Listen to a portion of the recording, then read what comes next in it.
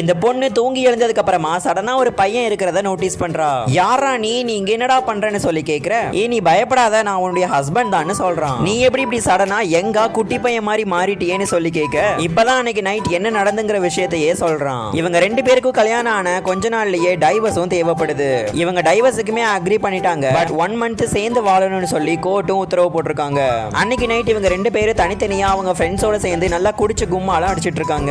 ஆக்சுவலா இவங்க டைவர்ஸ் பண்ணிக்கிறதுக்கு என்ன ரீசன் பாத்தீங்கன்னா, இவங்க ஹஸ்பண்ட் டெய்லியுமே காலையில வேலைக்கு போயிட்டு நைட்டு 10 மணிக்கு தான் வராரு. இந்த பொண்ணுக்குமே நைட் ஷிஃப்ட்னால நைட்டு 11 மணிக்கு வேலைக்கு போயிட்டு காலையில 8 மணிக்கு தான் வராங்க. இதனால ரெண்டு பேரும் ஒருத்தருக்கு ஒருத்தர் மீட் பண்ணிக்கவே முடியறது இல்ல.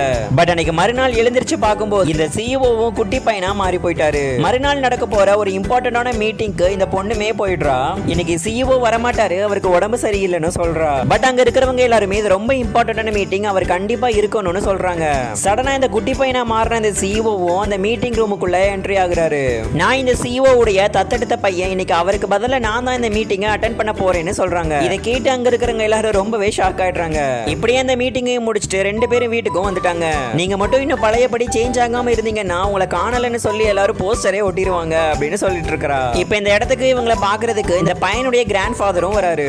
அவருமே நடந்த எல்லா விஷயத்தையும் புரிஞ்சுக்கிட்டு, நீ என் பேரனை டைவர்ஸ் பண்ணாம இருக்கிறது தான் உனக்கும் நல்லது, உன் பையனுக்கும் நல்லதுன்னு சொல்லிடுறாரு. அப்பன்னு பார்த்து இந்த குட்டி பையனுக்கும் ஏதோ நெஞ்சு வலிக்கிற மாதிரி தோணுது. சீக்கிரமா என்னை கூட்டிட்டு ரெஸ்ட் ரூமுக்கு போகணும் சொல்ல இவங்களுமே கூட்டிட்டு போய் அவனை அடைச்சிடுறாங்க. இவங்களும் வீடு ஃபுல்லா தான் பேரை எங்கன்னு சொல்லி கேட்டுட்டு தேடிட்டு இருக்காங்க. சடனா இந்த பேரை பையனும் பாத்ரூம்ல இருந்து வெளியில வந்து நான் இங்க தான் இருக்கேன்னு சொல்றான். இந்த கதையுடைய பார்ட் 2 வேணும்னா பார்ட் 2ன்னு கமெண்ட் பண்ணுங்க.